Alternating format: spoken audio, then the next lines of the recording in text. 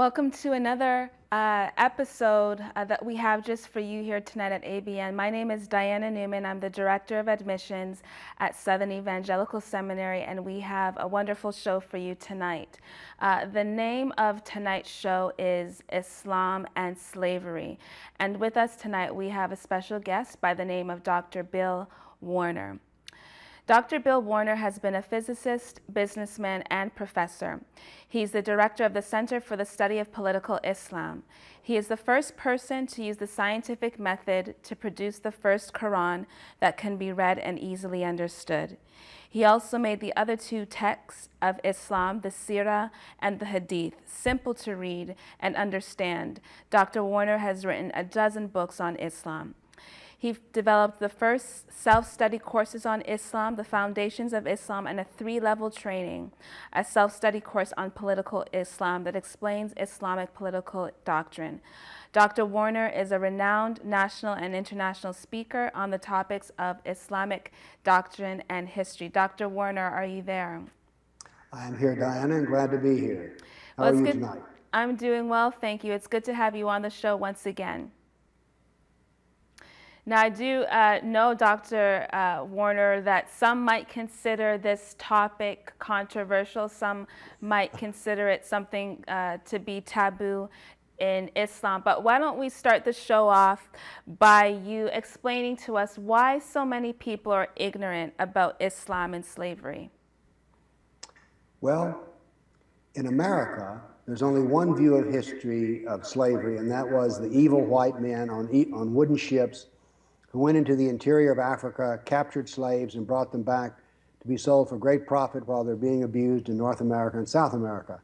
That's sort of the standard theory. I call it the West Coast of Africa theory. Right. But when you read about history in general, we find that slavery was used by every civilization. And by the way, let us not pat ourselves too hard on the back and say, well, we've ended slavery. The reason we've ended slavery is we've always had rough, hard work to do, but today we have better slaves. They're called machines. So it was the advent of machinery that started bringing around the end of slavery. But we also have to say this, and this is something that most Christians don't know. It was Christians that ended slavery. And I know that history in America associates Christianity with slavery, but it was Christians who eliminated slavery. It eliminated through the Civil War and also through Britain. Wilberforce and others struggled to overcome and end slavery. And by the way, one of the reasons that everyone finally ends slavery on an ethical basis is this, is that if you put an ad in Craigslist looking for a slave, you're not going to get one. Nobody wants to be a slave. So we only have one version of history. We don't include the fact that slavery existed in China, Japan, or anywhere else, or if not slavery as such, other such terms. For instance, in the Middle Ages, a serf was bound to the land. So he wasn't a slave as such, but if you bought his property, you bought him with it. So it is a form of slavery. But it's a subject that people don't want to talk about. In America, it's very sensitive. I know I taught for 8 years at an all-black university. Obviously, there's at least one other white person, myself, but it was primarily a black student body. And they were very sensitive about the issue of slavery. And the issue that I told you, the West Coast of Africa theory, is what they teach there. But this never made sense to me because it was not inclusive enough in the sense of it didn't incorporate other forms of slavery. So that's a brief subject. Most people don't want to talk about it. Whites feel guilty about discussing it. But when I was reading the Sirah and the Hadith and the Quran, I noticed that slaves were like camels. They were just sort of props on the set of the theater of Muhammad.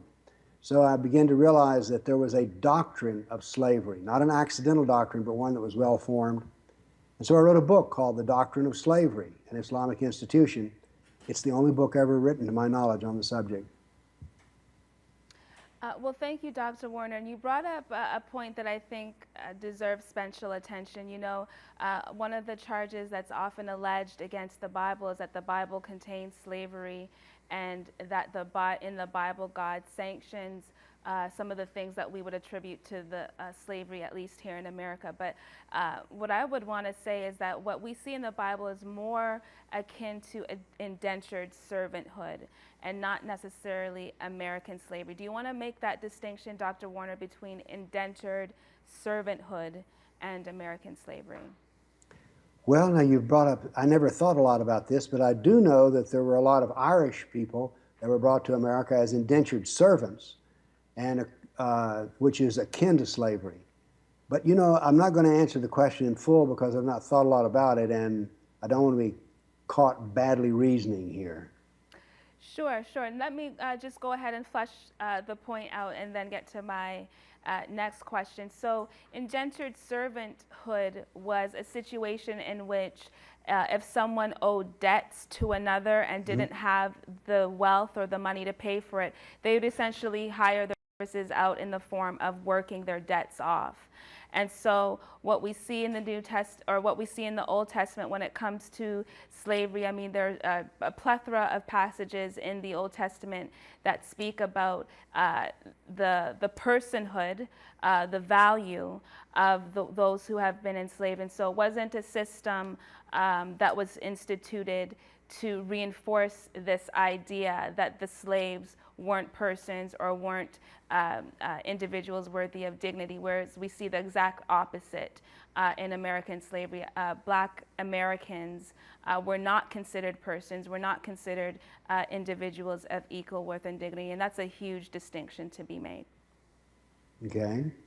So I'll go ahead to the next question, Dr. Warner. What are the two kinds of slavery in Islamic slavery? Well, there are two kinds because Islam is the religion of the slave. The very term Islam means to submit. And perfect freedom is defined as slavery to the Sharia. And Abdullah, a very common name in Islam, means slave of Allah. So the whole concept that the perfect person is a slave, notice here that freedom of thought and freedom of ideas is not included here. So slavery in Islam is viewed as a spiritual or religious virtue, if you will, because it's a giving up of everything of your own and just following the will of Allah. So that's one form of slavery. And as a matter of fact, Muhammad frequently referred to himself as the slave of Allah. By the way, intriguingly enough, his father's name was Abdullah as well. Before he became a prophet, his father's name was Abdullah. Just giving here a little background on the fact that there was a God called Allah in the Arabian Peninsula before Muhammad. Then we have another form of slavery. And this form of slavery is fully condoned within the Quran, the Sirah, and the Hadith.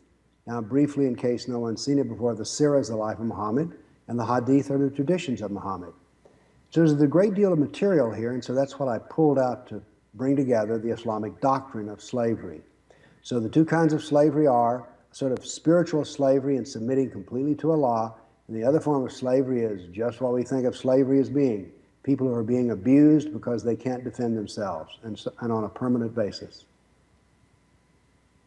Okay, thank you. Now, why is slavery so important to Islam? Is slavery essential to Islam, or is it something that was added on later? Well, now we have to remember that Muhammad was born into a society which had slaves. We know this because even just as he became the prophet of Allah, we know there's cases of where slaves were converted to Islam by his preaching. The most famous one is Bilal. So slavery was already in Arabia before Muhammad came along. It's just that he made it an integral part of Islam. Now, one of the reasons it was so important was jihad is a war machine. War machines need to be fed. You need armor, you need horses, you need swords, you need people paid to fix and repair things. So how did Muhammad finance his jihad? Well, he financed it in two ways. The first way was through the theft of material belonging to others. These were jihad raids against caravans. And then we had another way in which he sold slaves and took the money and bought armor, horses, and swords and spears. So slavery was the financial institution, along with the theft of goods, that supported Muhammad's jihad. So its importance is it was the money that let him take over Arabia. Now, what does the Quran have to say about slavery? Is there anything in the Quran that one can appeal to illustrate that this is something that Allah sanctioned? I do know that there's one form of slavery in the Quran which we need to deal with called those whom your right hand possesses. That's the sword hand. And that's usually referred to female slaves. And it's said in more than one place that those you can have sex with those whom your right hand possesses. So that is one way that we see that slavery is included in the Quran. And I'm thrashing around here desperately in my mind trying to come up with another verse that says that slaves are allowed in Islam, and all I'm coming up with are things in the Hadith and the Sirah. So I won't go further about slavery in the Quran, but I'm pretty sure if I had time off and could look in a book, I could find it. Sure. Well, sorry to be short on you there. Oh, no problem. Let's talk about those instances in the Hadith and the Sirah. Why don't you go ahead and tell us about some of those? Well, they go on and on and on. For instance, it says that a slave who escapes from his master, his prayers will not be answered. Well, that's kind of, I mean, think about that. How supportive of slavery can you be? And now then that I'm talking, I'm suddenly remembering that I do remember things in the Quran about slavery. One of them is it's freeing a slave is a virtue. Now, Islam, when it talks about slavery, says, oh, our slavery wasn't that evil kind of slavery that they had in America, that chattel slavery. No, our slavery was almost like just having a job that you couldn't quit. And so that's really the way they talk about it. They say, oh, you're supposed to treat your slaves well, you're supposed to clothe them well, you're supposed to treat them like a brother, which is an odd thing to say. I would never take a brother of mine and make him work for me for no money, but they say that. So these are some of the things that are said about slavery in the Quran. There are things about the fact that as I'm thinking about it more, there is a lot said about the virtue of freeing slaves. But let's find this out. What does it take to get a slave? Well, usually you get a slave because somewhere somebody harmed his supporters to the degree where he could be captured and he could no longer defend himself. A slave is defenseless. So here we have two contradictions within Islam. One is, oh, Islamic slavery was a virtue. They don't go ahead and explain why Islamic slavery was such a virtue that they've obscured its source in the Sharia today. But so there we have every aspect of slavery is included in the Sharia, including sex slaves, which I find the most appalling form of slavery. What does the Sharia say about sex slavery? Well, there's more than one verse in the Quran which says that those whom your right hand possesses you can have sex with. Basically, they're talking about sex slaves. One of the most famous characters in the Sirah, the life of Muhammad, is Maryam, who is a fair-skinned Coptic Christian, and she had wavy hair. And so that's one of the things that's said is that she was one of his favorite sexual partners. And I think we covered this yesterday. Yeah. So, but in case someone hasn't seen it, we'll go further with this. Since his favorite sex slave was a white woman, basically, although a Coptic Christian might object to being called white, I don't know. Light-skinned is what she was described as. So therefore, all through the centuries of the slave trade in Islam, and by the way, there was a slave market in Mecca that was closed in 1964, or 3, I forget, and the highest priced slave was always a white woman. Now, there are other articles, by the way, in which other writers talk about, and there's a long discussion about which slaves, which types of people make the best sex slaves. And some don't always agree that it was the white woman. So there's other discussion about, oh, Ethiopian women are the best sex slaves. And I think another man argued for the Nubians as being the best sex slave. But the point we need to understand here is that sexual slavery was fully a part of Islam because Muhammad had sex slaves. So this is, and by the way, in America, a great deal of evil is made about the fact that Thomas Jefferson might have had sex with, what was her name, Hemings, Sally Hemings? But if he'd only been a Muslim, see, no one could criticize him at all. Like, well, he was just doing Allah's will. It's interesting to see how these points of view change. Interesting. Now, what does this look like today, Dr. Warner? Can you talk about Islam's sex slavery today? Is that something that's still being practiced, or has Oh, that Lord, been? yes. Let's talk This about is, some of that. well, this is tragic. I mean, absolutely tragic. But Islamic State fully uses sex slaves. As a matter of fact, there's a 6-page article in Dabiq magazine in which they go into great length to point out that sex slavery is just fine, thank you, with Allah and Muhammad. They point out that every one of the companions of Muhammad, now companions here, for those who don't know, are somewhat like the apostles of Jesus or the disciples of Jesus. That is, these are very special people because they were very close to Muhammad, and the companions of Muhammad were considered, the sunnah of what they did was also acceptable as what a Muslim should do. For instance, Abu Bakr, the first caliph, killed apostates. This is, since he was so close to Muhammad, this is viewed, it's almost just like Muhammad did this. So Dabiq magazine, Islamic State claims, well, there was only one companion of Muhammad who didn't have sex slaves. Now we know Muhammad handed them out like awards to his lieutenants. Some king gave him 4 sex slaves. He kept one, Miriam, and he distributed the other one to different people. And this is all done so casually.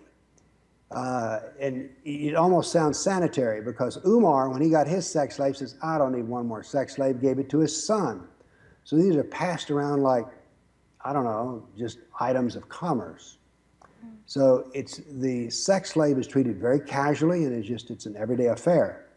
But when we see what sex slavery is actually like, if you're a 10-year-old girl and you're raped 10 times a day, there's nothing charming, there's anything other than about this except it's sexual torture.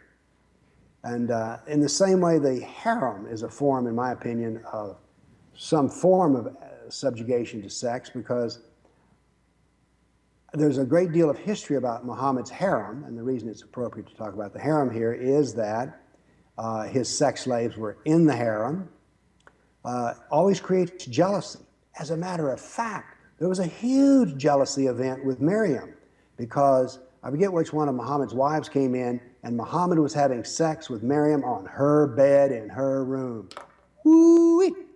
Things went crazy. People were very upset, and all the wives got in a huge turmoil. So much so that Muhammad says, I'm taking a break from the whole harem. And he didn't go to the harem, I think, for 28 days. And this was over an event of jealousy about his preferring a sex slave. After that, by the way, he set her up in her own apartment somewhere else. And his sex slave, Miriam, had the only son that he had. His name was Ibrahim. When he died, Miriam, the sex slave, disappears from history. We don't know anything else about her.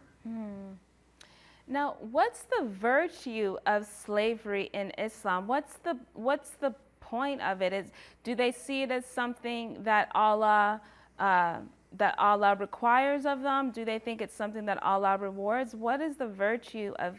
I mean, because from all of the things that we've heard about, there's nothing virtuous about this. But what is it in Islam that sees it as something that's of virtue? Well, who can be a slave? A kafir. K-A-F-I-R, the unbeliever, the infidel. So one of the virtues of slavery is it totally and completely subjugates the kafir. Now, since Allah despises the kafir, and Muhammad did everything he could to deceive and harm the kafir, the slave is evidence of the fact that jihad is working, because it takes jihad to create slaves. And who is jihad practiced against? It's practiced against the kafir. Now then, the advantage here is that the only way to get out from being a slave, because when Allah says it is a virtue to free a slave, this does come from the Quran, what he says is a believing slave. So look what we have here. We have a method of war in which you can capture somebody, and if you don't sell them for a profit, if they convert to Islam in the hope that they will be freed, then you've created a Muslim out of a kafir. This is enormous virtue. And as a matter of fact, Islamic State declares that this is one of the virtues of sex slaves, is that when they become pregnant, they frequently convert to Islam and become Muslim wives. So do we see here the virtue? Sure, the virtue is it persuades people to become Muslim in order to get out of being a slave. Now, they had all kinds of slaves. One of the interesting things, by the way, about is that we know the different races of different slaves because it frequently mentions them. Blacks were used for heavy, hard work. And by the way, one of the interesting things about black slaves is that they were usually castrated. I mean, not only the testicles, but also the penis was removed. So when whites were made eunuchs, only the testicles were removed. So the purpose for slaves was to do rough, hard work. It was to be also, Islam came up with an intriguing idea, which is the military slave. Now, this is a unique form of slavery. And imagine that it's tax day, and you're a Christian in the Balkans, and the tax collector is coming to get his tax. And what he wants is your oldest son. Your oldest son will be taken away from you, taken to Turkey, where he will serve the, they don't call them caliphs, they call them, what do they call the Turks? Leader. It fails me at the moment. Anyway, Anyway, the leader of the Ottoman Empire, they were his personal bodyguards and private soldiers. So here we have, this is so clever, it's insidious, that the Islamic State issues a tax which can only be paid by Christians with their oldest son. The oldest son is taken from the house, taken to Constantinople, where he's trained to become a soldier. And who will he fight against? Why, Christians. So this is incredibly clever use of power. Dianna, I'll tell you one of the things that happens when you study Islam to the degree I have. You have a certain perverse admiration for Islam's concept of jihad. It is subtle, clever, devious, and incredibly powerful. So that's part of what slaves were used for. Okay. Now, do Muslims enslave other Muslims, Dr. Warner? Interesting question. They're not supposed to, but remember that if you're capturing slaves, you're making money when you sell the slave. Now then, if you're a Muslim and all the slave traders in Africa were Muslims, so let's say that you're running a little short on Kafir Africans. Well, now what would be the first thought that would come to your mind? Well, let's just capture these black folks and sell them for slaves. Because what you'll say is they're not really Muslims. It's interesting, but if you study Sharia law in Africa, you will discover that there's an awful lot of law cases which are black jurists filing claims in court that a certain slave trader jihadist is, of all things, capturing Muslims and selling them for profit. Now, we know there's truth to this because some of the slaves that came to America were Muslims because they retained some vestiges of their religion. So, by the way, by and large, the white slave traders didn't like Muslim slaves because they found they cooperated too much together and they had to be separated upon sale. So this is part of what happens with slavery and in Africa is that, yes, they would capture Muslims in order to make a profit. Can you imagine that? A man would sort of bend the rules of his religion to make some money? Well, of course we can. Well, that just seems to follow the example that Muhammad laid for the Muslims. We see Muhammad in the Quran bending the rules all the time when he wanted to do something different than a previous revelation allowed. So as insidious as it sounds, it sort of makes sense given Muhammad's actions. Well, let's take a step to the side and look at one of these because it's almost humorous, but it's not humorous at all. Is that Muhammad developed a liking for his stepson's, or his adopted son's wife. Now, he could not have her in marriage because she would have been his sister-in-law, and this violated Arab law of the family. We have to remember there were laws in Arabia before Muhammad. Sure. Now then, it turns out that a verse was revealed in which Allah said, you know, you do not have a son because an adopted son, there is no such thing as adoption. So you can have who you want. So Muhammad said this, his now no longer adopted son divorced his wife in order that she could be married to Muhammad. Now Aisha, Muhammad's favorite wife and youngest wife, said, "My Lord is quick to grant you your wishes." So here's where the rules were changed in order that Muhammad could have another wife that he desired. Right. So yes, Dianna, you're quite right. There are contradictions within the Quran, and some of them center around the fact that what Muhammad wanted changed, and so therefore the Quran granted him his change as he needed it. Another example of the Quran helping Muhammad out when he's got a problem is he attacked some Jews, and he couldn't drive them out of their fortresses. This was in Medina, and so he became angry and he cut down and burned their palm trees because these Jews were date palm farmers. Well, the non-Muslim says, "Oh, Muhammad, you're now a war criminal," because not Islamic, but Arab war law said that you don't burn crops. Well, there's a verse revealed in the Quran that it was okay to burn the palm trees.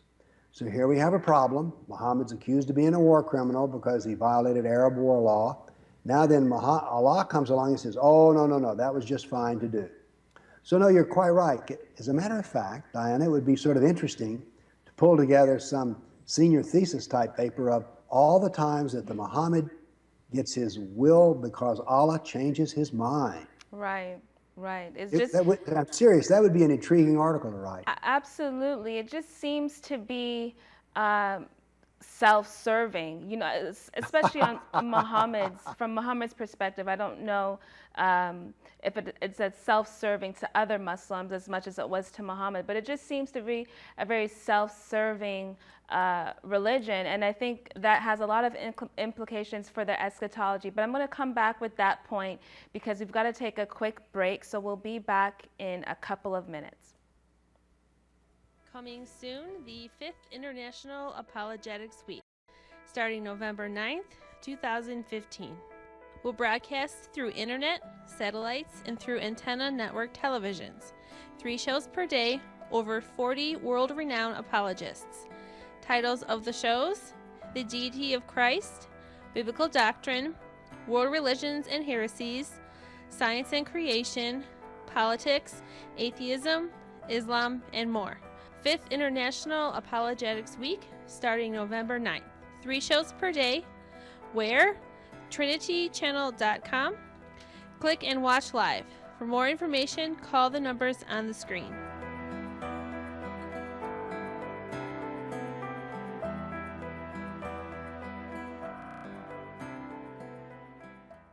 ABN and Trinity Channel invites you to watch a special live debate. Ijazi Ahmed versus Dr. Tony Costa. The topic will be, was Jesus the Son of God or only the prophet of God? The debate will be held October 9th, 2015, 7 p.m. Eastern, 12 a.m. Greenwich, and 9 a.m. Australian. Watch us live on ABN and Trinity Channel, or visit our websites trinitychannel.com and abnsat.com. Or for more information, call us at one of the numbers on your screen.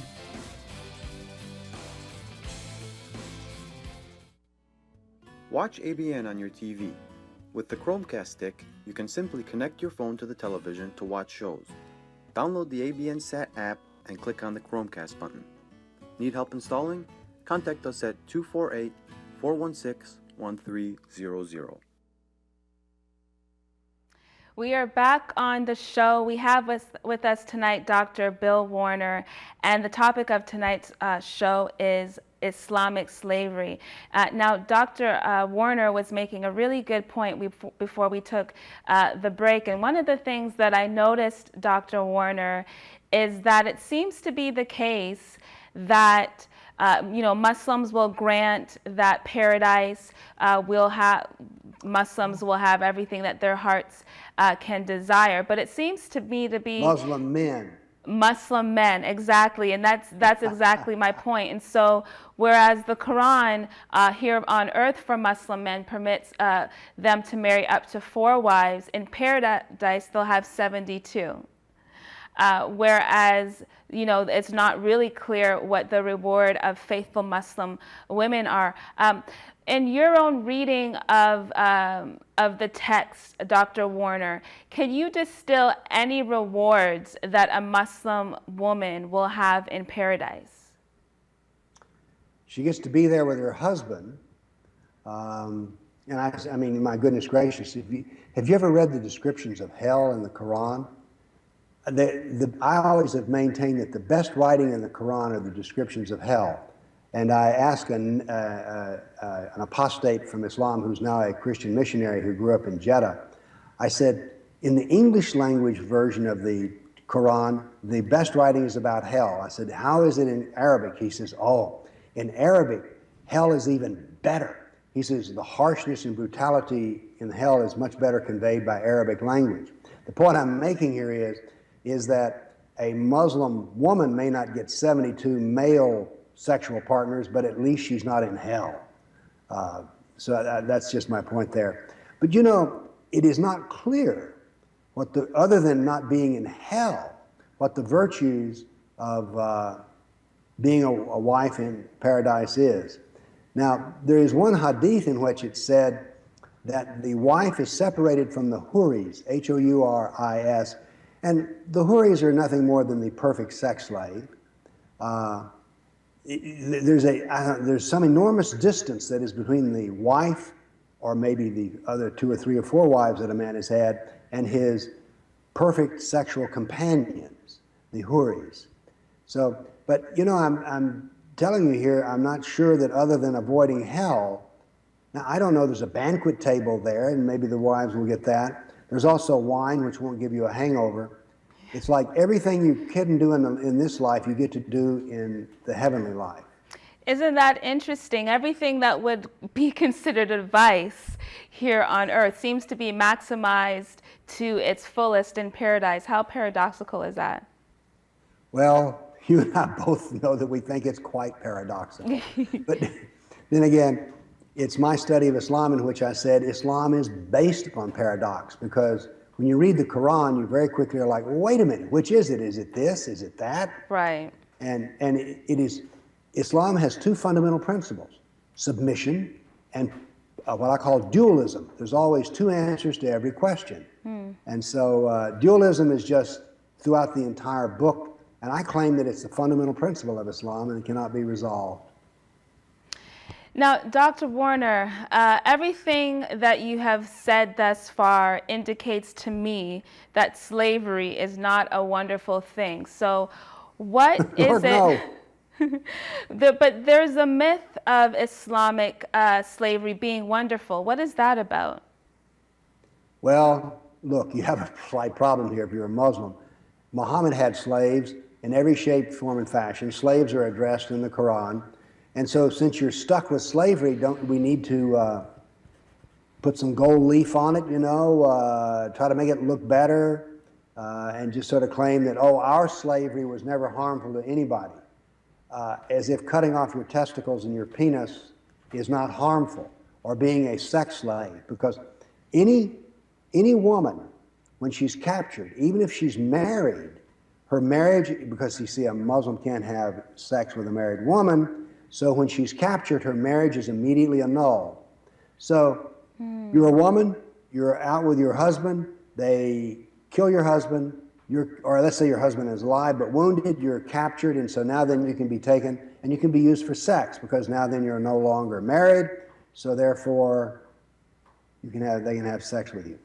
Now, how they make this look good is feeble, but they do have to come up with some kind of way about, because look, we're talking about Muhammad here. Right. So it's got to be like, well, to have been Muhammad's slave would have been a wonderful thing. No, being anybody's slave is not wonderful at all. I mean, when these same arguments are made about American slavery, they'll laugh you out of the room. Well, if you were a house slave at Andrew Jackson's house, you wore nice clothes and so forth, and so therefore slavery wasn't so bad. Well, like I say, they'll laugh you out of the room if you say that about American slavery. But when Muslims say that, people go, oh, well, that's nice. So y'all treated your slaves really well. How can you treat a slave really well? Well, you cannot abuse them, that's for sure. You can tend to them when they're sick.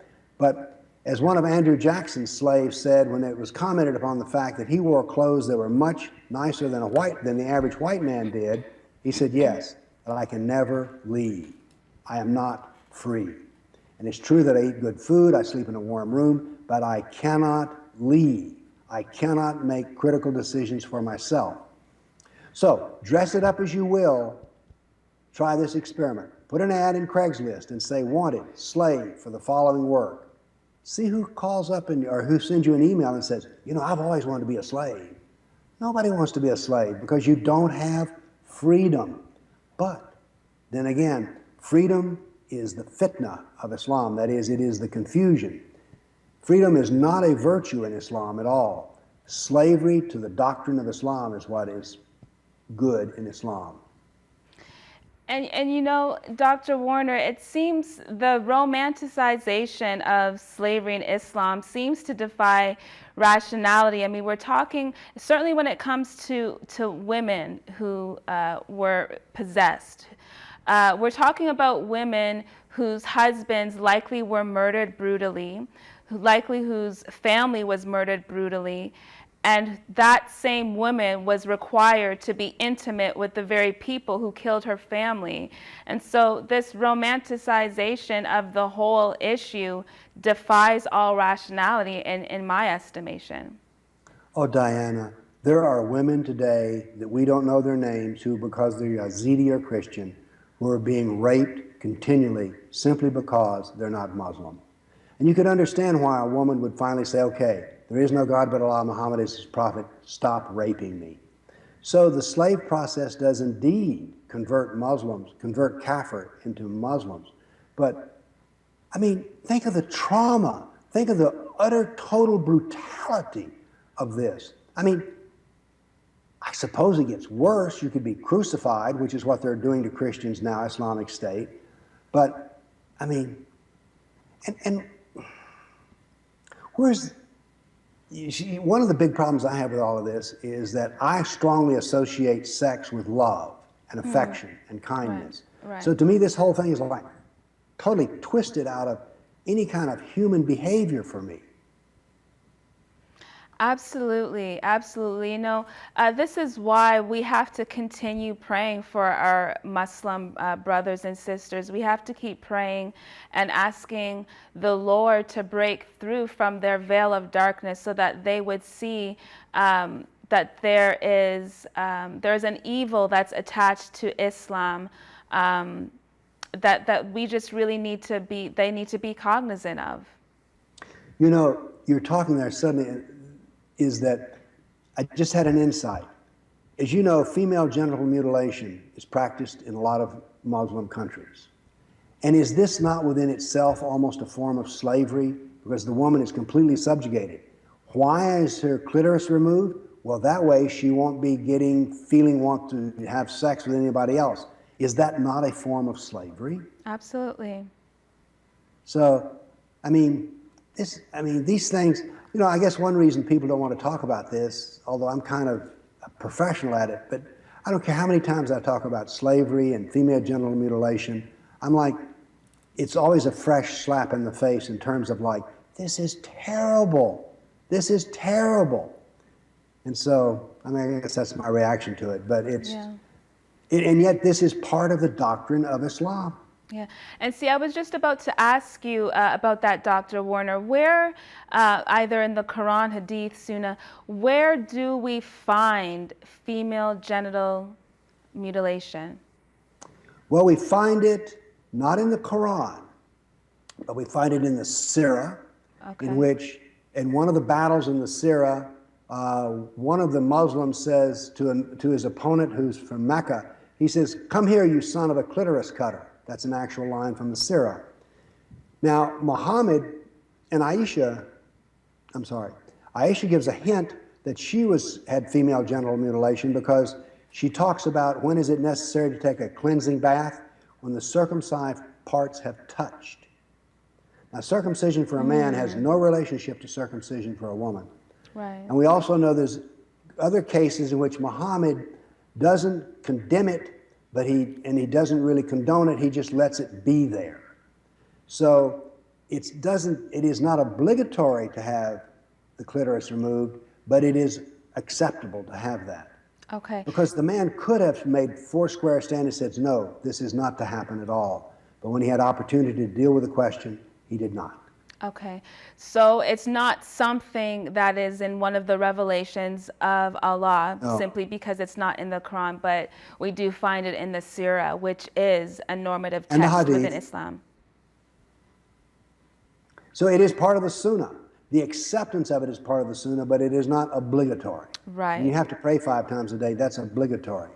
Right. But we do know this, that Western countries have tolerated this because they will let the women take. By the way, the thing that is the most puzzling thing to me about female genital mutilation is this: mothers take their daughters to other women to have it done. How could you do that? I mean, I have daughters, granddaughters. I mean, how could you do that? My wife, if you told her we need to do that, she'd be like, what, are you crazy? That's the least of what she would do. She would ask you if you're crazy, and that would be the least of what she would do. She would have a horrible reaction to a suggestion such as that. I would hope. Yeah, definitely. We sort of mentioned this a little bit earlier, Dr. Warner, but talk to us about how Islamic slavery shaped slavery in the U.S. Is there a connection? Well, let's put it, this correction is this strong. If there had not been Muslim slave traders in the west coast of Africa, there would have never been the slave trade in America. Let's deal with something right here. Some people think that the slave traders, the evil white captain on the wooden ship sailed up to the coast of Africa and went into the bush and captured these people and brought them out. That's not the way sailors work. What does a sailor do? They sail ships. They're like truck drivers. Truck drivers do not come into Nashville and make automobiles and then carry them on the back of their truck in order to sell them somewhere. No, they pick them up. There's been paperwork filled out. The point I'm making here is truck drivers don't go get the goods except they're in a warehouse where they load them onto the truck. They don't manufacture them, they don't collect them. Because the point is this: even if you did adopt that model, how would it be possible for, if this happens all the time and millions of slaves are being brought to North America and South America, if you're an African, when you say, don't live near that coast, they're going to come take you away. So the theory is not even acceptable, even slightly, that this would work this way. No, they showed up with money, they got a bill of sale, there were invoices, and they picked them out of the slave pens. This is very clearly written. And by the way, beyond this, there's a very famous biography of a Arab who traveled throughout Africa, Ibn Battuta or something like that. I don't really remember the name. And he records the capturing of slavery as a method of jihad. So, and by the way, this same man, this biography is quite popular in the Arab world. What does he take with him? Well, he takes camels and a sex slave. So we know that slaves were taken on the east coast of Africa, the north coast of Africa, and the west coast of Africa. But the point is this: without the Muslim slave trader on the west coast of Africa, there would have been no slaves brought to America. So Islam is critical to slavery in America, and this is something that is not taught in any school. Great. So, Dr. Warner, there could be someone watching tonight who for whatever reason, will continue to think that slavery is not an essential practice within Islam. They might say something like that was a practice that was enjoined into by people who weren't committed to the doctrines and the teachings of Muhammad. That being the case, can you tell us about some of the words for slave in Arabic? Of course, we know that the Quran is the first book that's written in Arabic. How many words for slave are there in Arabic? This is interesting. To my knowledge, I'm the first person who ever went through the Arabic dictionary to pull out all of the words reporting to slave. And I found 37 of them. Now, Dianna, what does having 37 names for slave tell you? You've got a That they name for a but, huh? it tells you that they thought very hard and long about it. It is, Doug. They have a technical language about slavery. Yeah. As a scientist, we learned and use words that you would never use, okay? Because you don't Right. have any need to talk about convergence Right. or asymptotes or anything. I mean, you don't need those words. Right. But as a mathematician, you do. Well, if you have 37 words for slave, and you suddenly realize, well, we have a word for a black slave, abid. We have a word for a white slave. We have a word for a female slave. Now get this. If you have a word for a male escaped slave, a female escaped slave, and a child escaped slave, all three different words, what does that tell you? It tells you there were two problems. One, slaves tried to get out of there, that wonderful institution. And the other is you did so much work with slaves that you needed these different technical terms. Right. So there are, all these words imply a different usage. For instance, there's a word Gilman for little boys who were used for sex. So we have all these different kinds of slaves, and they all have different qualities to them. So anyway, I think that I'm trying to think and remember now what the word for a white slave is, but I don't recall it very quickly and easily, and I thought I would spot it here. Mamluk. Mamluk is a white slave, and a janissary is a white Christian slave. So if you have all these special words, you were deep into slavery. Now, I don't know if it's true or not, but I've been told that the Eskimo languages contain many, many, many words for snow. Here in the South, we have only one word for snow. We may say it's slushy or something, but it's just snow. Right. And in the South, we also, in spite of the fact this is where slavery took place, we only have one word for slave. So if you only have one word for slave and another culture has 37 words for slave that show distinctions about sex, race, age, and economic status, it tells me you have a lot to do with slaves. Yes, for sure. Dr. Warner, do you believe, I mean, you certainly haven't spoken to every Muslim in the world, but just based on, based on your experience, how do Muslims get around these sorts of issues that you find popping up within Islam? We had a show earlier today where we were speaking about women in Islam and some of the troubling passages that are ignored, and for good reason, because they're so detrimental. How do Muslims get around the Quran, the Hadith, the Sunnah? How do they get around the very damaging aspects of Islam as that relates to slavery and the practice thereof? One word, denial. And they do this in two ways. They either, my experience with Muslims is that they don't know much about the doctrine of Islam, and that's not an insult. One of the rules of the Sharia is, which also comes, I think, from the Quran, is a Muslim is not to ask difficult questions. Really? Because I was trained as a scientist to ask the most difficult questions possible. So not asking questions is a form of denial. It means we don't talk about that. And so that's what I find that most Muslims do about things like slavery, is they simply don't talk about it. And if you bring it up, they go, oh, that's not real, or that's not in there. I can't tell you how many times I've gotten that response to, well, that's not in the Quran, or that's, when you've just read it and you know it is. What's amazing is you can go further and insist that it is, and they still will deny it. So, but if you point it out, they'll try to say, oh, that was then and this is now, because Islam, not only did we treat our slaves better than anyone ever did, but we don't even have them anymore. So they do with the slavery what they do with other aspects of Islam they don't want to deal with. They simply say, it didn't happen, or those were special times then, and we don't do that now. Right, right. And you know, Dr. Warner, I think a case can be made for the Arabic-speaking people in the world not necessarily knowing about these things, because if all they have is an Arabic text and they don't know Arabic, then by definition they won't be able to understand or even know what's contained in those texts.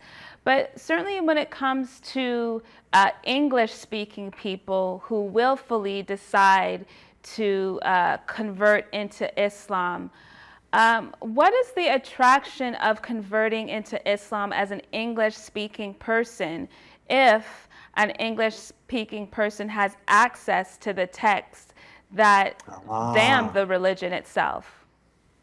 Well, there's two answers to this question. Number one, most English speakers are converted to Islam depending on their race and their sex.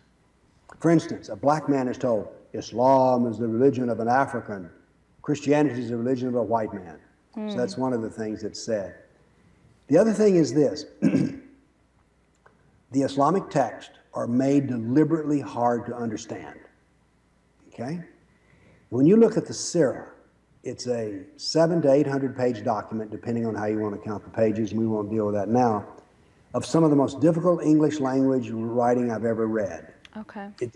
It was extraordinarily difficult. Translation, most Muslims are not going to pick up the Sirah and read it. Then you have the Hadith. Well, there's all these different collections, but Bukhari has 7,000 Hadith. I'm the only person I've ever met who can claim to have read them. I mean, how many people are going to sit down and read a stack of paper that thick? They're simply not going to do it. So the doctrine itself is made deliberately difficult. It's made to obscure its meaning. It's also meant so that you have to go to the imam to ask your questions. Now then, the imam has a job. So this is part of what happens. But I've done some thinking about this, and depends on who you are. If you're a white woman or a black woman, one of the advantages of becoming a Muslim is you can get a husband just by asking for one. Now, in the black community, this is very difficult, and I'm not breaking any news here. The average black family does not have a father at home, and there's not a married man involved. Dr. Warren, I'm going to ask you to go back to this point. This is so interesting to me.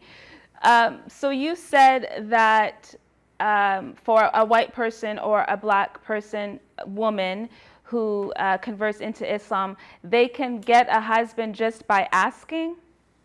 By asking here, I mean just letting it be known that they want one, okay? Okay. Because one of the things, and by the way, one of the virtues, there are virtues to Islam is its pride of family, its place on how important a man is supposed to be a father, a man is supposed to be a husband, a woman is supposed to be married. Right. So, look, as you can tell if you're looking at the screen, I'm a white guy. This means, guess what, I know a lot of white women. And one of the things that happens as they get into their 30s and 40s, they start going, I want to marry, I want a husband, I want kids, I want family. And yet what they're dealing with are other men who are more interested in just having fun, and they don't want the pleasures and burden of having a family. So this is one of the reasons that to marry, if you're, and now then for the men, there's another advantage here. This is not a lecture I give, but I mean, I'm just thinking about it. One of the things that's happened to Christianity is that it functions mostly on compassion and not courage. That is, it could be said that modern Christianity has become feminized. Now, if you want a chest-thumping kind of manly religion, Islam is the religion for you. I mean, they're born fighters. So I'm just trying to, because I too have asked this question. How and why would you want to convert to Islam? There's another reason you want to convert to Islam. All of the answers are simple. All you have to do is you do your prayers, you do the 5 pillars, you're good to go. There's not a lot of complicated thinking that has to happen. So there are people who are very attracted to the idea of leading a life in which you don't have to ask a lot of questions. If you want to know what food to eat, you ask somebody who knows the Sharia. You have very simple questions and very simple answers. And this is attractive to many people because a lot of people don't want the freedom of, because they find it burdensome to try to figure all these things out themselves. So those are some of the reasons that I've thought about and see that, or why people react positively to the call of Islam. And there's another reason. Muslims have a sophisticated process of converting people called dawah. Okay? If you're a Christian, they're going to approach you as a Christian in one way. If you're a Jew, they'll approach you another way. If you're an atheist, another way. If you're a Hindu, another way. That is, there is what they call the science of dawah. They study how to convert, and they take it very seriously. Unfortunately, since the Christian minister doesn't know enough about dawah to warn his parishioners, this is how the dawah works. when the Christian who is, say, very mildly Christian or barely Christian runs into a Muslim, they're entering a process of marketing which is well established, and they don't know what's going on. So they're easily led astray. Okay. Thank you for that. I do have a follow-up question for you, Dr. Warner, but at this time we're going to take a caller. We have Mazen on the line. Are you there, Mazen? Yeah, hi. Hi, Dianna. How are you? I am doing well. How are you doing this evening? Yeah, fine, thank you. Fine. What a nice and beautiful, actually, debate. And may I give thanks to Dr. Bill for all his research for the Islam and what's happening in the world these days. Actually, it is very, very important that he spent a lot of time to study this case. It is huge. It will affect, I think, nations, and it will affect many, many people, billions of people, as we are in the end of the time. And may I give, I'll give one question probably to Dr. Bill, and probably it is very interesting. I will tell him what's going on in the Middle East in these days. Last, say, 10 years, many wars happened in the Middle East, as you know, in Iraq, in Syria, Libya, all these countries. And so many refugees, actually, so many people, they send them out of their villages and their businesses, and they destroy, actually, the schools, hospitals, everything.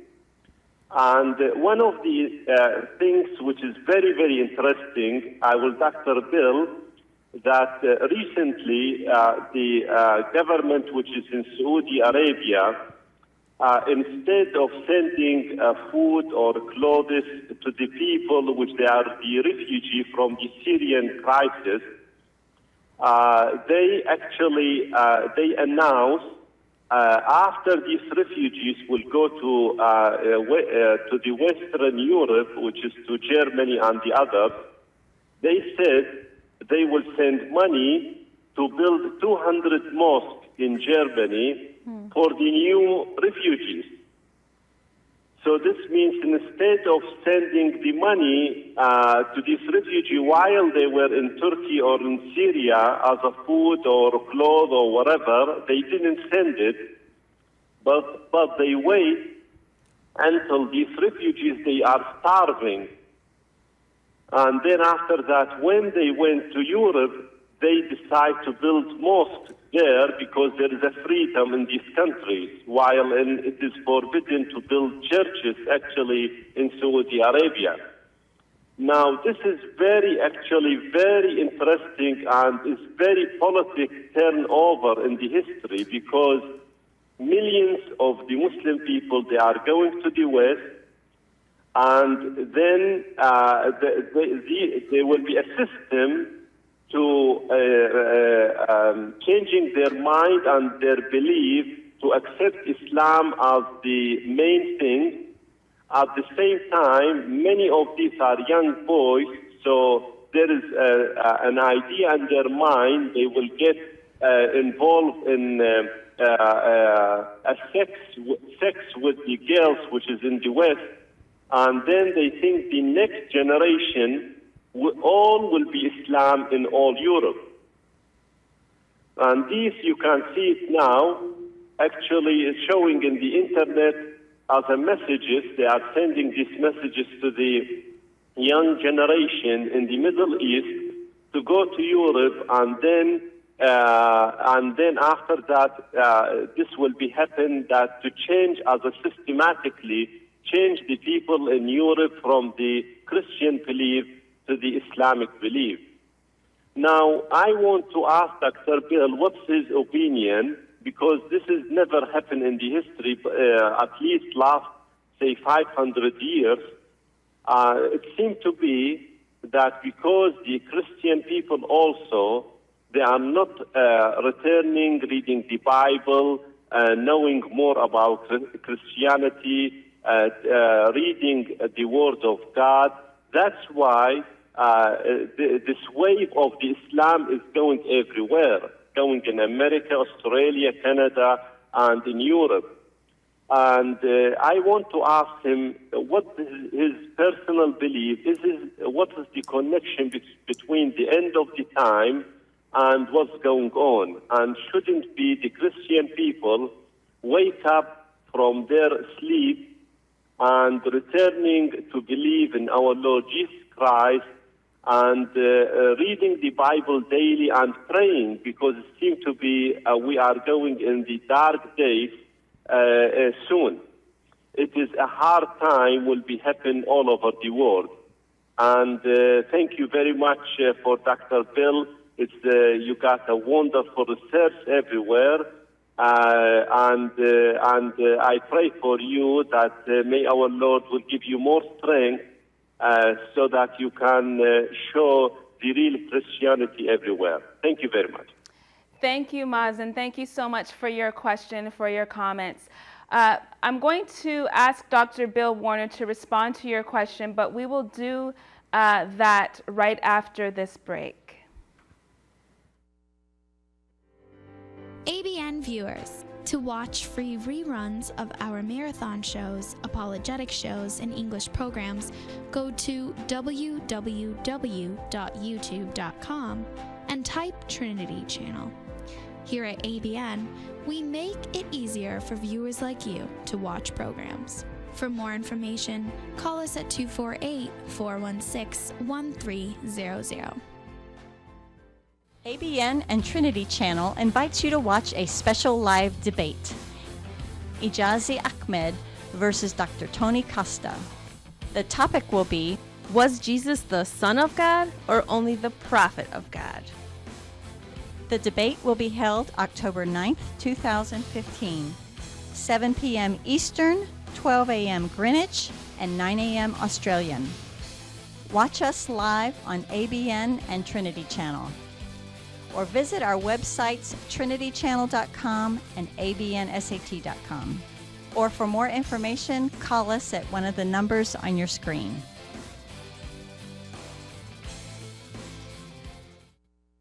Coming soon, the 5th International Apologetics Week, starting November 9th, 2015. We'll broadcast through internet, satellites, and through antenna network televisions. 3 shows per day, over 40 world-renowned apologists. Titles of the shows: The Deity of Christ, Biblical Doctrine, World Religions and Heresies, Science and Creation, Politics, Atheism, Islam, and more. 5th International Apologetics Week, starting November 9th. 3 shows per day. Where? trinitychannel.com. Click and watch live. For more information, call the numbers on the screen.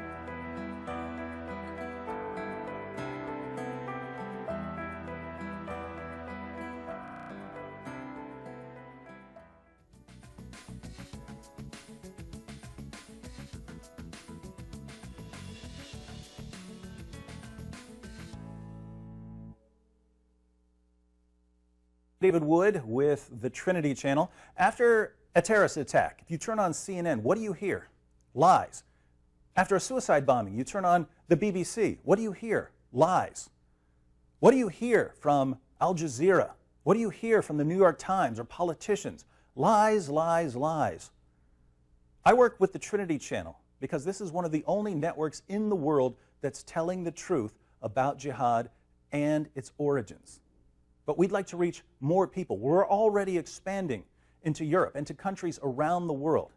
But the equipment is outdated. In order to continue broadcasting, we invite you to support us by prayers, by sharing with your friends, by passing on the word of the programs, and if you can, financially. The money will be put to good use. I assure you, the people here work day and night bringing the truth around the world. So please partner with us and be sure to visit us at www.trinitychannel.com.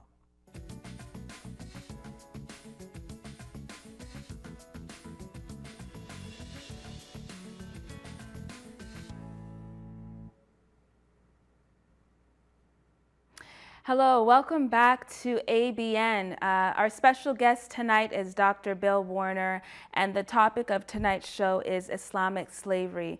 Right before the break, we had a question from Mazen, and I want to give you the opportunity, Dr. Warner, to respond. Did you hear Mazen at all?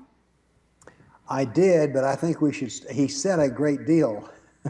Let's make sure that we understand exactly what the question was at the very end. Repeat it to me. Sure. Well, the main point of his question was to get your thoughts on the following. As a result of all of the wars in the Middle East, a lot of people were displaced. Men, women, families were displaced.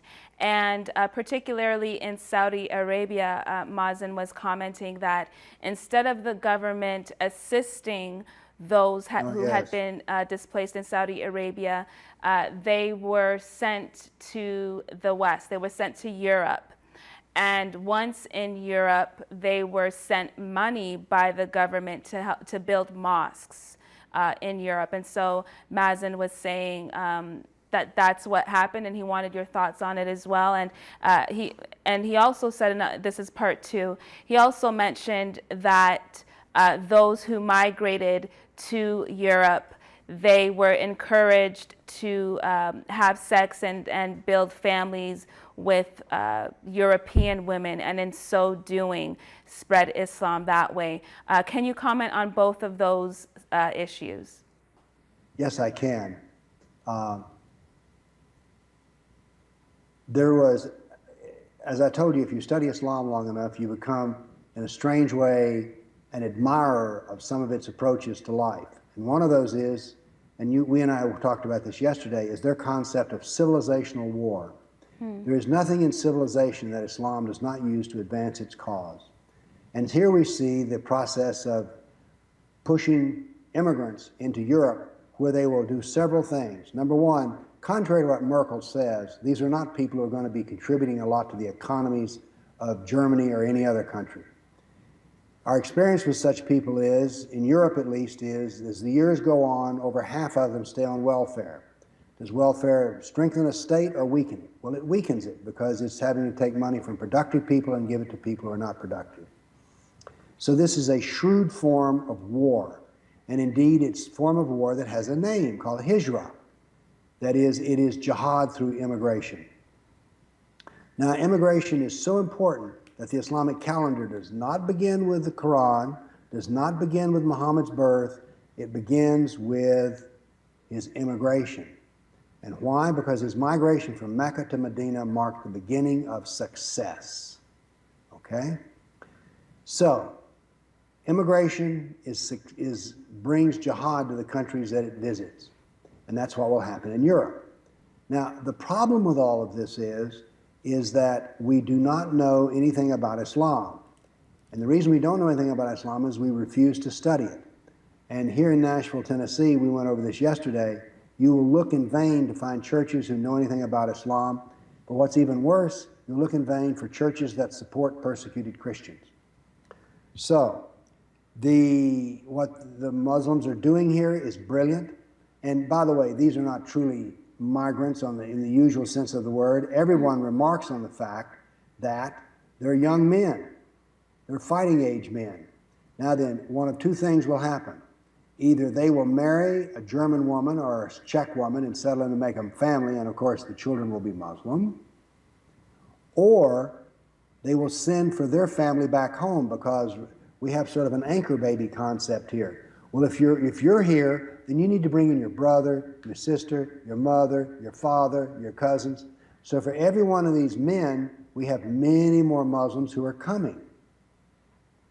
All of this reminds me of a technique that Genghis Khan used, which was when he conquered one city, he drove the losers in that city in front of him and then stopped when they're at the wall of his next city he was going to capture. These people who are now migrants pound on the walls of the town and say, "Let us in and save us." So, people being human beings, bring them in. Well, now then, what do you have? You now have a city whose food is going to be put under a state of siege, and its food and water are limited. So therefore, the driving them migrants into the city means it's easier to collapse the city. And some form of that reasoning is what is going on here. But the problem is not Islam. The problem is our politicians, our preachers and ministers and pastors, our educators.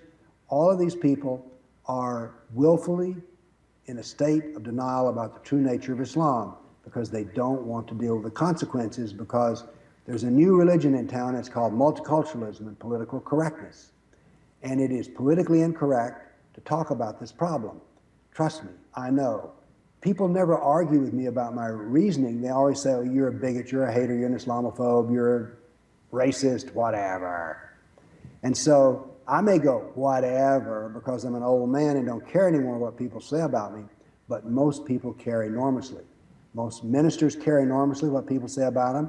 Politicians care enormously what people say about them.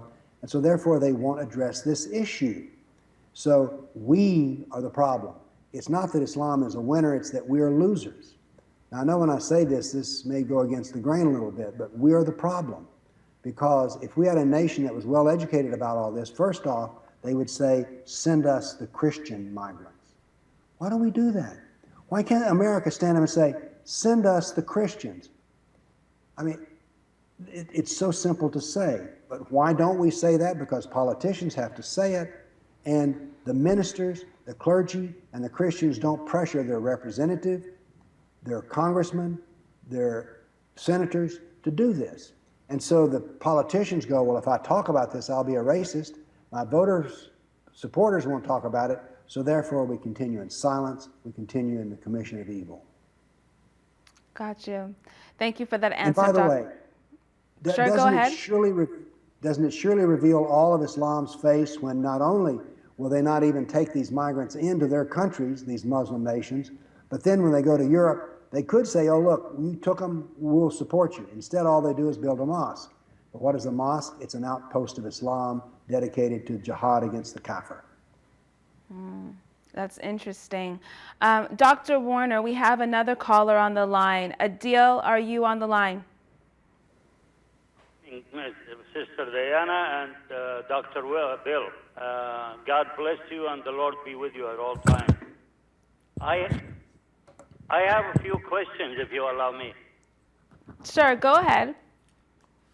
Okay. Well, first on slavery, I know that all Muslims are the same and they're all slaves for a false prophet.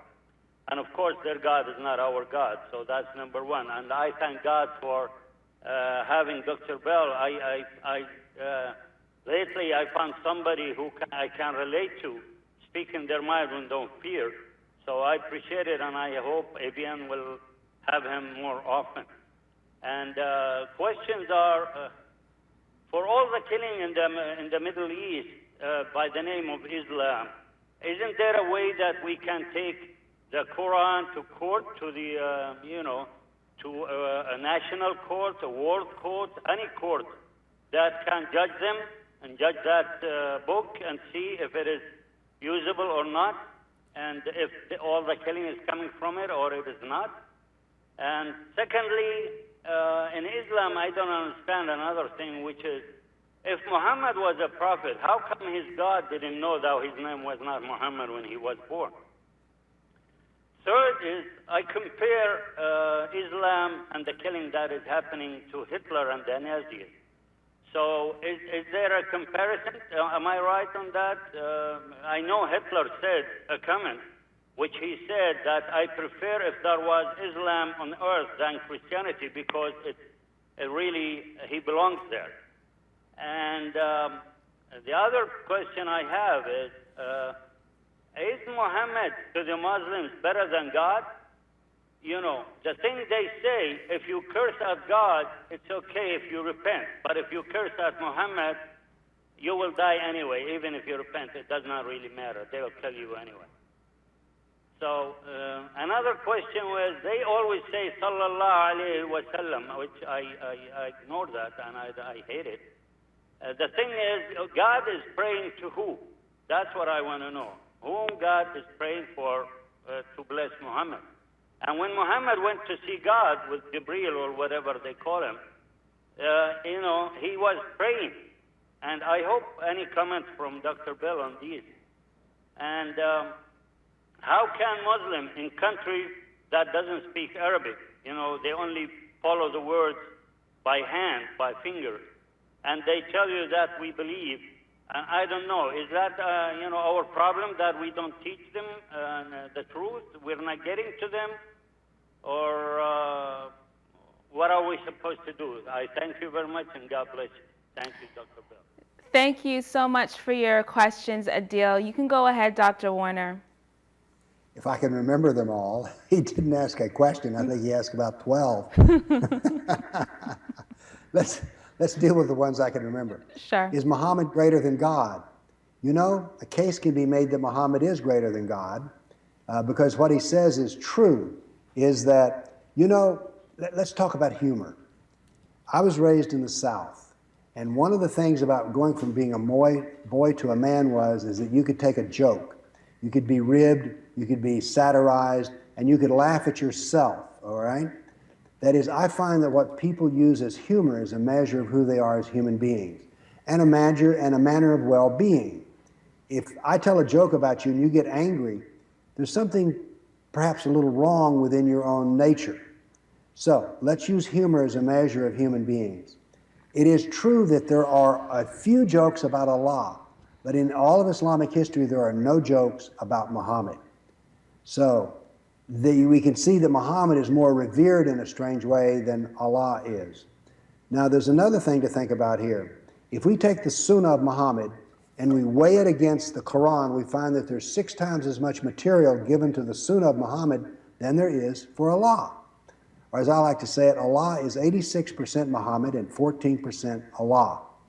So there is some idea that Muhammad is more important than Allah. Here's the other thing. How to pray and all the business of how to be a Muslim is found in the Hadith, not in the Quran. So an argument could be made, again, that Muhammad is greater than Allah. As a matter of fact, it used to be that we did not call Muslims Muslims. The original name for Muslims, and you find this in older books, is Mohammedan. Now, when you say that to a Muslim, they go, oh, no, we're not Mohammedans. We don't worship Muhammad. No. That doesn't mean you worship Muhammad. I'm a Tennessean. That doesn't mean I worship Tennessee. What it means is that Muslims worship exactly in the same manner that Muhammad worshipped. I'm looking at my notes here. He compared the Islam to Nazism. The thing that they say today in Europe, I go to Central Europe because I have an organization there. I do that about twice a year. Is that they say that Islam is communism with a God. And there's truth to that. It's communism with a God. And by the way, in Central Europe, they're very different from Western Europe. They have much less tolerance for the doctrine of Islam in Central Europe than Western Europe because they spent years under the boot heel of the communists. So it's only logical they would see it that way. Now then, I'm trying to look at my notes here and discover what else he said. But I made a note here. Oh, taking the Quran and suing about the Quran in court. Yes. That is, persecuting the Quran is hate literature. Well, this could be done. But let me tell you something that I've learned about politics. Judges do not enforce laws, except the ones they want to. No judge would ever step out in front of this and try to deal with it. But we need to know this. In India, there was in the city of Calcutta, there was a petition made to the Supreme Court to weigh judgment against the Quran as being a book of hate. There's a book written on this called The Quran is the Calcutta Quran Petition. So this has been done before, and there is merit to this. Part of the merit would be is it would cause people to stop and analyze the Quran. I find that none of those people who support Islam, I call them apologists for Islam, that none of them know anything about Islam at all. They've been approached by a Muslim who's a nice person, and yes, there are many nice Muslims, but they do not know what Islam is, and so therefore a lawsuit about the Quran would cause it to be discussed, not in the court of law, but in the court of public opinion. And that's where we need it, because what is happening in our civilization today is those who are supposed to protect us, educators, police, military, they're not doing the job. The reason that by the way, I'm going to pause right here and say David Wood was on before this break talking about the virtues of ABN, and I want to repeat what he said. One of the virtues of what we're doing right now is that this can be done. There's no television station anywhere in Tennessee that you can do this conversation we're on. So David Wood is right. ABN is unique. ABN is special. ABN is the only court of reason that we have on the subject of Islam. And by the way, I think David Wood is a fantastic person. Just a personal aside there. So, yes, I think that it would be interesting to sue in a court of law the Quran being hate speech. And I don't compare Islam to Nazis, but I compare them to communists with a God. And yes, we can construct an argument which says that Muhammad is more important than Allah. And, oh, the last thing was, he says, how do people become, one of the things people say about, well, you don't read Arabic, you don't understand Arabic. I don't need to. All of this material has been translated into English long, long ago. And most Muslims do not at all read Arabic. Now here's the worst news. Most Arabs can't read the Quran because the average Arab is illiterate, and his wife almost certainly is. So you don't have to have the knowledge of the Quran to be a Muslim. That'd be a silly argument anyway. If the Quran is supposed to be a universal document, shouldn't it be able to be understood by all people? So I think I've answered all of his questions, Dianna, but if I didn't, tell me the one I missed. Well, you've got all the ones that I wrote down, certainly. But we can go ahead and take the next call, Dr. Warner. We have George on the line. Are you there, George? Hello? Hello? Hi, George. Welcome to ABN. How are you? Hi, nice to talk to you again. God bless you guys again, and I'm really excited about this news educational. But let me engage with Dr. Warren with a question, followed by my thought later, just engaging of what he thinks about it. Sure. So, Dr. Warren, could you hear me? Yes, I hear you. Okay. I talked to American friends from the church, whatever, and it seemed to be to me is people do know exactly what we're talking about. But the question follow that, they don't know what to do. What they gonna do? Because people have family, they know how very dangerous if you go to the mosque and you're gonna talk about this Islam. So and somebody expressed this to me, are you going to be dying if you go to the mosque and talk about it? I said, you know what this violence is. I do? Okay, I'm listening. We can hear you, George. Yeah, because I didn't hear the echo from your side, so I thought it's been disconnected. No, we still got you here. You can go on. Okay. So the question to you, Dr. Warren, do you think the majority of American or the Western, they know exactly what it is, but they got like paralyzed of a truth and they don't want to deal with this heat because it's scary, and the churches, mostly they are silent. The people, they try to engage on this to see what they're going to do. Thank you. Did you hear his question, Dr. Warner? Would you rephrase it for me? Yeah, I believe he's just referencing the amount of fear that Muslims have in speaking about these things. He mentioned that they can't talk about these things in the mosque because there would be repercussions for doing that. And so he just asked a really good question about what can be done. Okay. Could I correct it a little bit? It's really deviated from what I did ask. Sure, go ahead. Go ahead. I'm talking about the American themselves, the Western people. Okay. Those American people, they know how darkness is because they watch the news, and I talk to people and they share their knowledge. But for them, in their mind, there is no any solution, and they keep it for Allah and their God, and they pray for it. But action, it's kind of dilemma here. What we can do? The answer is nothing. Is that true? Okay. I think the answer is not true. I think the answer is there's plenty we can do. We need to understand that the most important component of this war is the intellectual component. There's no way that the Muslim nations can rise up in a military fight against the United States and say, all go to war against the United States. They would never do that because they would be foolish. We have far greater military power. We have far greater ability to project kinetic power than any Muslim nation, even if they all combined with each other. So instead, the most important component of this war is intellectual. When people talk about the refugees coming, they don't talk about them as though they're harboring the virus of Islam and say that, oh, these people are poor, they're harmed, America is a nation of immigrants, we must reach out and help them. Well, I think what we need to do is we need to bring people to America who can help America. That may seem narrow-minded, but it seems to me we already have enough problems that are difficult to solve without bringing in more. But the problem is that you can't find Americans who are willing to discuss this issue because of two reasons. Number one, they know almost nothing about it, but they also know this, that if you speak against Islam, you'll be called a bigot, you'll be called a hater, an Islamophobe. And people, particularly Christians, are kind, decent people. They don't want to be seen as mean-spirited, and so therefore they say nothing, even though in their heart they're troubled. We have become a nation of liars. A friend of mine is Hindu, or was Hindu, and he's been living in America for 30 years.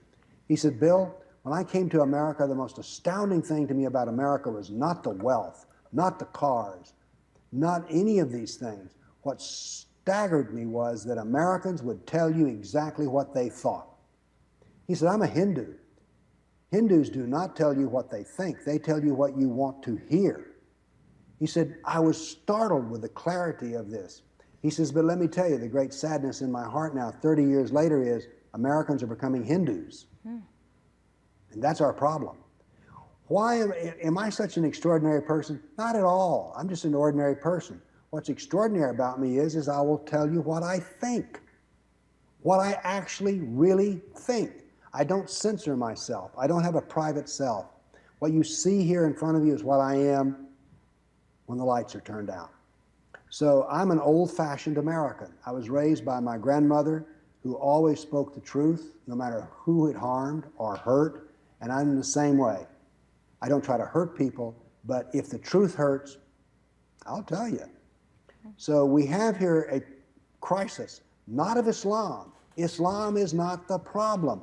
The problem is us. The problem are gutless pastors, gutless rabbis, gutless politicians, gutless teachers, and too many other people who have lost their sense of courage. I criticize the church today by saying it's all compassion without courage. Look, we need courage. We need compassion too, by the way. I've always had times in my life when I needed a hug and some sympathetic here, but we have to be courageous. These are the times that try men's souls. These are the times in which we're teetering on the edge of extinction, because if you lose to Islam, you get your civilization annihilated. Where is the Christianity of North Africa? It's gone. And with the religion goes an entire new civilization. So we do have a big problem, but the problem is not Islam. The problem is ourselves. We need to arm ourselves with truth, stiffen our spines, and do what we need to do. We need to stand up for our civilization. We have a civilization worth protecting, and we must do so. If we do not do so, who will care for us? You know, Dr. Warner, that's a good place to end the show. The time has just gone very quickly tonight, but it's been a great show. Thank you for all of your hard work. Thank you for your expertise, and thank you for speaking about these things. We hope that you've enjoyed this show tonight. Stay tuned. We have some more programming ahead. We will see you soon.